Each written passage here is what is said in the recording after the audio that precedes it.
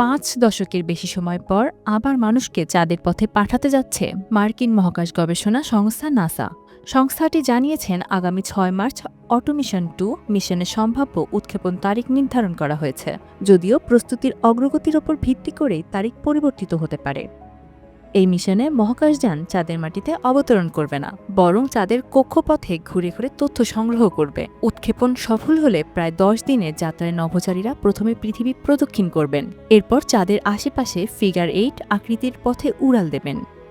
সম্প্রতি wait dress rehearsal নামে পরিচিত পূর্ণাঙ্গ জ্বালানি ভরার মহড়া সম্পন্ন করেছে নাসা। প্রশাসক জ্যারেড আইজ্যাকম্যান জানান, আগের হাইড্রোজেন লিঙ্ক সমস্যা কাটিয়ে দ্বিতীয় পরীক্ষায় উল্লেখযোগ্য অগ্রগতি হয়েছে।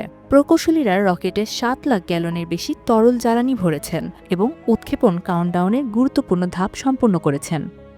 এটি হবে স্পেস লঞ্চ সিস্টেম রকেট ও ওয়ারিন ক্যাপসুলের প্রথম মানববাহী উদয়ন। মিশনে অংশ নিচ্ছেন Reid Wiseman, Victor Glover, Christina Koch ও কানাডিয়ান নভোচারী জেরেমি হ্যানসন। 1972 সালে অ্যাপোলো 17 পর এটি হবে মানুষের প্রথম চাঁদ ঘেঁষা অভিযান।